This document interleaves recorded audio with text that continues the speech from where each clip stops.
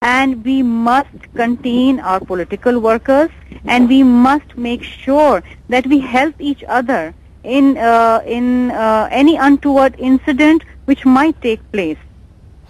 Right, and Ms. Farooqi, the ANP had demanded troop deployment before these PS-94 bypolls. Had their demands been met, don't you think the situation might have turned out a little different? Don't you think the government needs to placate the concerned parties as well? Well, Waqas, that was their demand, but we feel, and as has been going on in this PS-94, the election so far, and you've seen that there has been no untoward incident as far as the polling is concerned. The Rangers, the Karachi police is fully equipped to deal with any such incident, any such situation which might or might not happen. But as I told you earlier, there's been just a very slight incident at one polling booth for polling booth number 53, and 6 people have been arrested for creating hooliganism, and that is about it. So as far as the security plan is concerned, and our efficiency and our capability is concerned, it is in front of you. So we do not need troops, that is for sure. And what steps is your government going to take in the future to address periods of violence such as the one we are witnessing in Karachi right now? Well, Karachi has had a long history of target killings, and every 3 to 4 months there's some tension which erupts, and there is a spate of target killings. Sometimes it's ethnic, sometimes it's sectarian, sometimes there are, people from a band outfit who indulge in such thing. Now, what exactly happens is that there are people, undemocratic elements who try to create disability in the city, in the province. They try to create differences between the political parties. We must realize that this is a time where we must be united. We must not play into the hands of these anti-democratic elements. So we are very aware of this. The Pakistan People's Party is aware of this, and we take extra precautionary measures. We do not get into the blame game. We try to mediate. We try to get to the root of the problems, and I request this also from all my coalition partners here in Sindh. Well, thank you very much for taking out the time and speaking to Express 24/7. That was the advisor to the Sindh Chief Minister, Sharmila Farooqi, speaking to us on continued violence in Karachi. Let me just correct you a little bit that there have been 21 people who have been killed in the last 24 hours.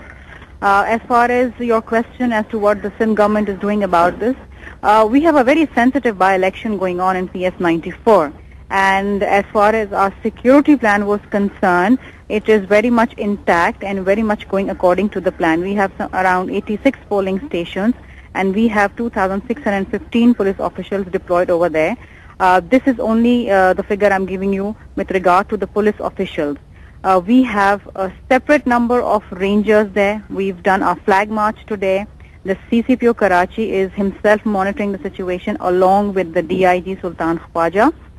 Unfortunately, the people who have been killed, 21 people who have been killed, is a very unfortunate incident, and we condemn this. But you know the sensitivity. A couple of days back, there had been a press conference by the Muttahida Qawmi movement, and yesterday there was a press conference by the ANP in which they announced their boycott of this by-election. So the political temperatures are on the rise, and once these are on the rise, there is a political tension going to a certain extent. What we have tried to do, the Pakistan People's Party government, we have tried to mediate. We have tried to bring together the core committee and discuss our issues over there. And we also expect that the other stakeholders, which are the MQM and the ANP, they also mediate with each other and try to diffuse the situation. Because if a single person is killed in Karachi, all the stakeholders are responsible for that, whether it is a People's Party, it's ANP, or it's MQM. Because MQM is the largest stakeholder in Karachi. They have been winning this seat for quite some time now. And we expect that in this particular situation, we do not get into any blame game. We try to follow the policy of reconciliation, which has been brought forward by the Pakistan People's Party and by our party co-chairman and president of Pakistan, Mr. Asif Ali Zardari. Ms. Farooqi, it's true you mentioned that violence at the bypolls has been contained, and there's not much happening over there. But these are people being killed in other parts of the city. What do you have to say about the state of the security in other parts of Karachi where the polls are not taking place, because that's where these murders are actually taking place? Well, we have not had any untoward incident at any of the polling booths or the polling station, except for a polling booth number 53, where there have been some participants who were trying to create an untoward incident, and we have arrested 6 of them. We've had a very smooth sailing as far as the elections is concerned as of now at this point of time.